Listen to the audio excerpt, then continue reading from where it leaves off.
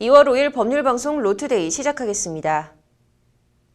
법률방송은 재판 및 사법자료 정리, 연구, 발간 업무에 매진하고 있는 법원도서관이 소장하고 있는 서적과 활동을 소개하는 코너를 새로 준비했습니다. 법원도서관, 일반인들에겐 낯설 수도 있는데 첫 순서로 법원도서관이 어떤 일을 하고 있는지 법원도서관 조사심의관인 한지영 판사를 만나 얘기를 들어봤습니다. 왕성민 기자입니다. 경기도 고양시 일산에 자리한 법원도서관입니다. 열람실인 법마루에 들어서자 벽면 가득 빼곡하게 법률 서적들이 가득 들어차 있습니다. 이게 이제 요번에 가장 최근에 나온 대법원 판례 해설입니다. 이제 보시면은 이런 식으로 해당 해설 논문들의 제목들이 쭉 이렇게 있는 것이고요. 열람실 한켠 독일어로 된 서적들이 책장을 빼곡하게 채우고 있습니다. 지난해 2대에 걸쳐 법관을 지내고 있는 독일 판사에게서 지증받은 서적들입니다.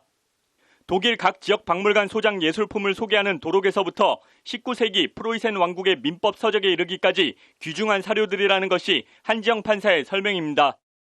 독일 파렌센 판사님으로부터 3,000권 정도의 책을 기증을 받았습니다. 독일 민법이 제정될 당시에 독일에서 연구되었던 여러 가지 프랑스 민법에 대한 책이라든지 프로이센 민법에 대한 책이라든지.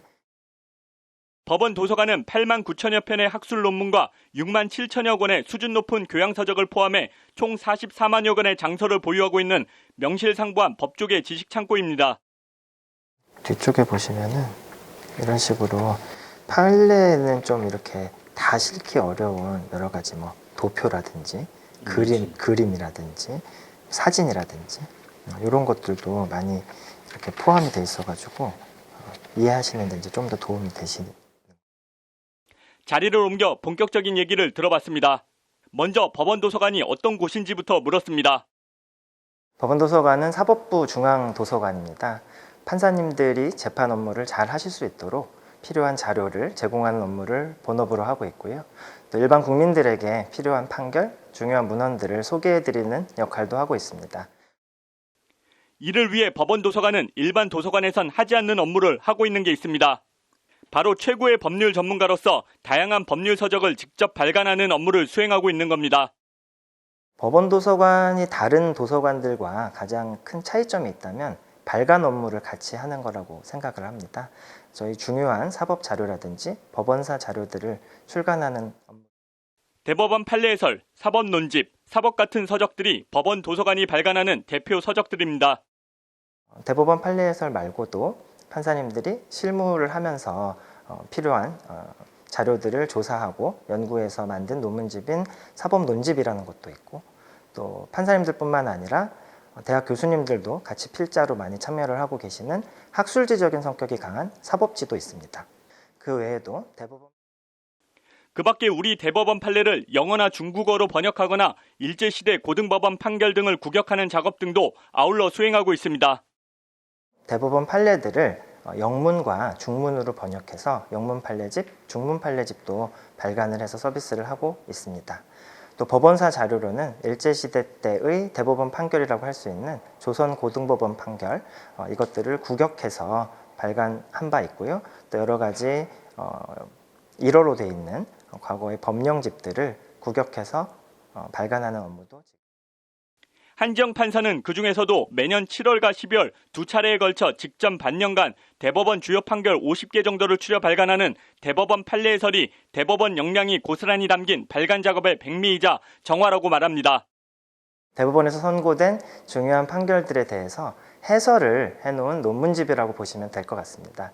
이 대법원 재판 연구관들이 중요한 판결을 선정해서 해당 판결에 대해서 연구한 자료와 본인들의 의견을 더해서 만든 논문들을 모은 자료집이라고 보시면 되겠습니다.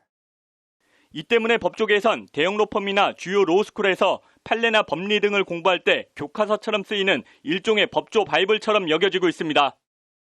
대법원 판결이 사실 굉장히 어렵습니다. 해당 판결이 선고되기까지의 여러 가지 배경이라든지 기존의 법리의 형성 과정이라든지 또 다른 판례와의 차이점이라든지 이런 것들을 다 이해를 해야 비로소 해당 판결을 정확하게 이해했다고 할 수가 있는데요. 그 과정에 정말 도움이 되는 그런 자료집이라고 보시면 됩니다. 특히 대법원 최신 판례나 경향을 실무적, 이론적, 법리적으로 가장 빠르고 일목요연하게 습득할 수 있는 점은 다른 어떤 법률 서적도 줄 수 없는 강점으로 꼽힙니다. 모두 다 중요한 논문이겠습니다만 부정경쟁방지법에 관한 논문 한 편이 생각이 납니다. 원래 법 규정이 없었고 이 판례 해설 같은 경우에는 기존에 입법이 되기 이전에 어떻게 판례의 법리가 형성되어 왔는지에 대해서 아주 일목요연하게 잘 정리가 되어 있어서 많은 도움이 되실 것 같습니다. 원래 서울 서초동 대법원 청사에 있었던 법원 도서관은 지난 2018년 지금의 일산 자리로 옮겨왔습니다.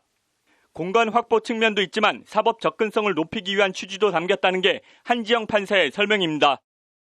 저희가 일산으로 이사를 하면서 법마루라는 이름으로 열람실도 크게 만들어서 이사를 왔고요. 일반인들에게 공개도 하고 있습니다. 지금 국민들 누구나 평일 그리고 주말에도 개방을 해서 한지영 판사는 그러면서 법원 도서관은 일부 법조계 인사들에 국한된 닫힌 공간이 아니라 열린 공간임을 거듭 강조합니다.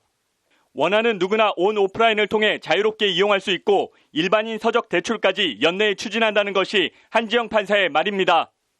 법원 도서관 홈페이지에는 저희 도서관 자료들이 발간이 되면 항상 전문을 공개를 하고 있습니다. 법원 도서관 홈페이지에서 원문 전체를 다운로드 받으실 수 있고요.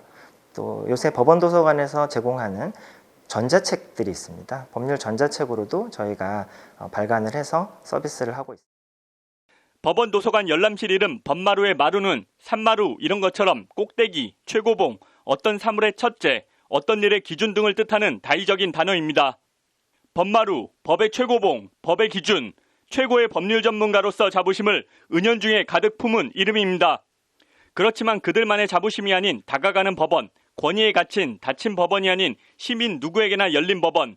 한지영 판사는 법원 도서관의 성과와 결실, 자산을 적극 활용해달라는 당부의 말로 인터뷰를 마무리했습니다.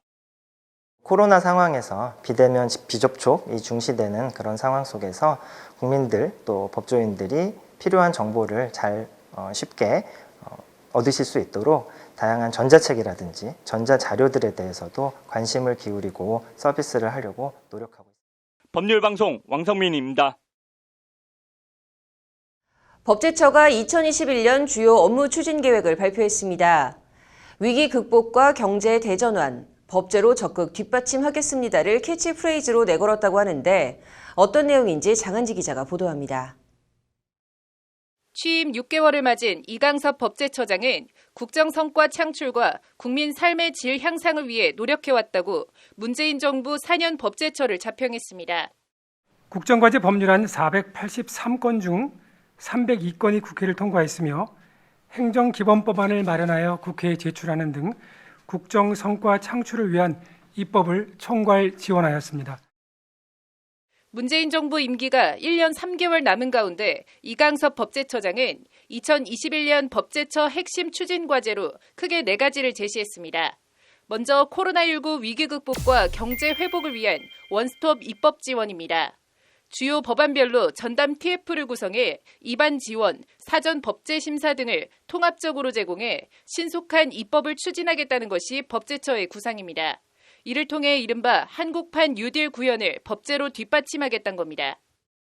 중요 입법을 원스톱으로 지원하겠습니다. 대한민국이 코로나19 위기를 신속하게 극복하고 선도국가로 도약하기 위해서는 제도적 기반이 되는 법령이 신속하게 마련되어야 합니다. 두 번째는 현재 정부 정책 결정 과정에 도입된 이른바 적극 행정을 위한 법령 의견 제시 제도를 시도 및 교육청까지 확대 실시할 계획입니다. 적극 행정의 효과를 국민들이 체감하려면 일선 지자체에도 법령 의견 제시 제도 도입이 필요하다는 것이 이강섭 처장의 설명입니다. 적극 행정의 효과를 일반 국민들이 체감할 수 있도록 하기 위해서는 행정 현장에서 신속한 정책 판단과 유연한 정책 집행이 필요합니다. 법령 의견 제시 제도를 확대하여 운영하겠습니다. 세 번째는 공정하고 투명한 사회를 위한 관련 법령 정비입니다. 이강섭 처장은 가상금 산정 요율 등 국민에게 일방적으로 불리하게 규정된 법령을 발굴해 정비하는 한편 특히 일자리와 주거 취약계층의 불합리한 법령은 범정부적으로 정비하겠다고 강조했습니다. 청년 세대를 불합리하게 차별하거나 청년 세대에게 지원이 필요한 분야의 법령을 발굴하여 범정부적으로 정비를 추진합니다. 국민에게 불리하게 규정된 법령과 상위 법령에 위배되는 인허가 행정규칙에 대해서도 집중적으로 정비를 하겠습니다. 마지막 네 번째는 국민들이 알기 쉬운 법령 정보의 제공입니다. 조세와 부동산, 노동, 안전 등 국민 실생활과 밀접한 4대 분야 12개 법령을 선정해 국가법령정보센터에서 그림과 표, 사진 등 시각 콘텐츠를 함께 제공해 알기 쉽게 법조문의 이해를 돕겠다는 겁니다. 법조문에 마우스 오버 기술을 접목하여 그림, 표, 사진 등 시각적인 콘텐츠를 함께 제공하겠습니다. 국민들께서는 법령의 복잡한 문장 구조나 전문 용어를 표와 그림 등을 통해서 보다 잘 이해하고 쉽게 활용할 수 있게 될 것입니다. 이강섭 처장은 법제처는 지난 4년간 국민이 체감하는 국정 성과 창출을 위한 법제 지원에 힘써왔다며 올해에도 대한민국의 회복과 도약, 삶의 질 향상을 위한 법제 서비스 제공에 최선을 다하겠다고 밝혔습니다. 법률방송 장한지입니다.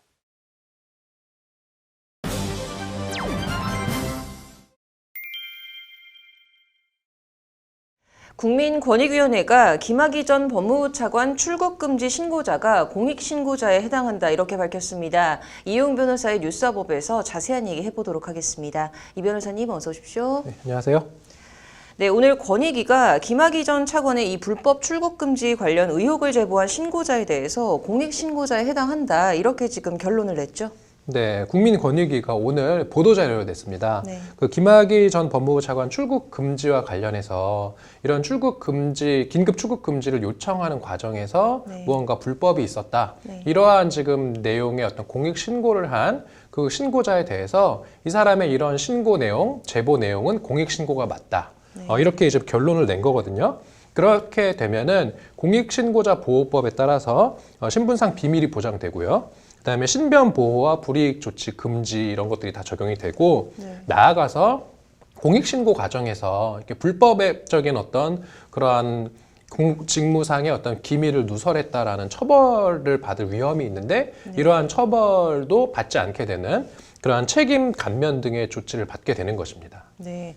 제가 앞서 법무부가 이 공익 신고자에 대해서 이제 고발을 하겠다 이런 계획을 좀 밝힌 상태였는데 오늘 이 권익위 발표로 인해서 법무부 고발이 좀 어려워지게 된 거네요. 맞습니다. 그러니까 김학의 전 법무부 차관의 불법 출국 금지 의혹과 관련돼서 네. 검찰의 수사가 지금 진행되어 있었는데 네. 이 순사의 단초가 된 것이 바로 이 내부 고발.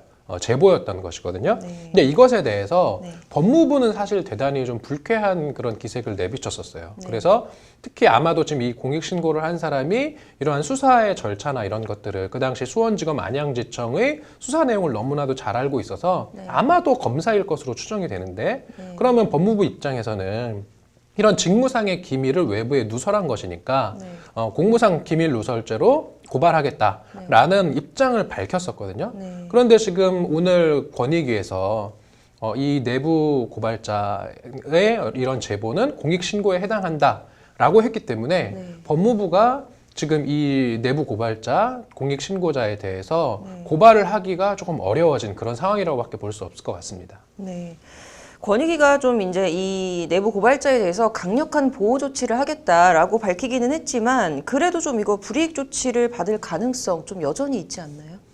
불이익 조치를 할 수는 있는데 네. 이것을 하게 되면 예를 들어서 불이익 조치라는 게 이러한 내부 고발을 이유로 뭐 파면이나 해임을 한다든지 아니면 뭐 징계를 준다든지 네. 아니면 뭐 부당한 대기 발령을 한다든지 네. 이런 것들이 이제 모든 그런 불이익 조치에 해당할 수 있는데 네. 이런 불이익 조치를 하게 되면 공익신고자 보호법상 처벌을 받게 됩니다. 일단은 이 내부 고발 내지는 제보를 한 사람의 신분은 아주 두텁게 보호를 받을 수 있는 지금 상황이 됐다 이렇게 볼 수 있을 것 같습니다. 네. 좀 이 김학의 전 차관 출국 금지 이제 논란부터 이번 지금 권익위 결정까지 좀 일련의 상황 어떻게 보세요?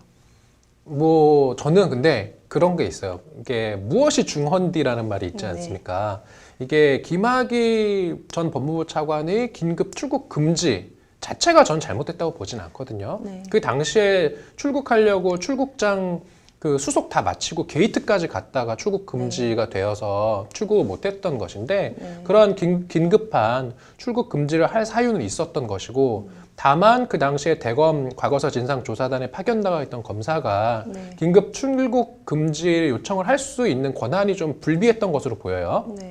그러한 어떤 법령상의 문제를 해결해야 되는 것이고 그러한 법령을 위반했다라고 하면은 책임은 져야 되겠죠. 근데 저는 그게 형사 책임은 아니라고 생각합니다. 다만 어쨌든 이러한 뭔가 불법이 있었다라는 것을 신고한 사람한테 불이익한 조치를 줘도 안 되겠죠. 그래서 저는 좀 이러한 그 형사사법의 원칙, 그다음에 그 공익 신고의 필요성, 긴급 출국 금지의 필요성 이런 것들을 좀 그 당시에 공직에 있었던 사람들을 막 처벌하고 이런 것은 좀 자제되어야 된다. 좀 이런 생각입니다. 네.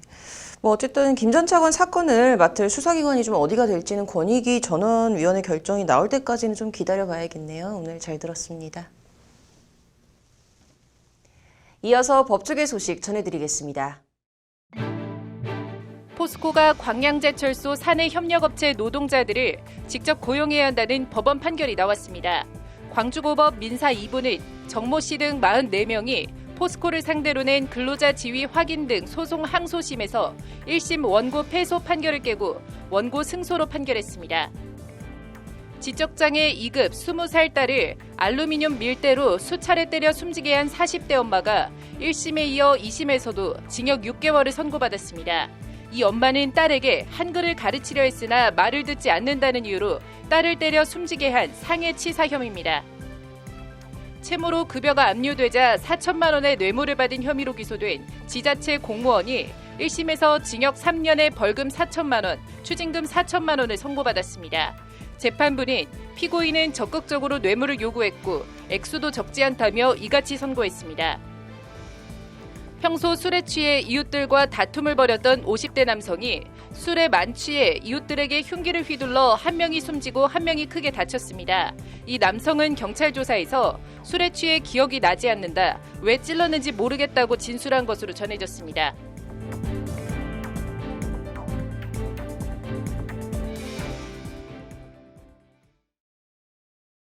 오늘 준비한 소식은 여기까지입니다. 시청해주신 여러분 고맙습니다.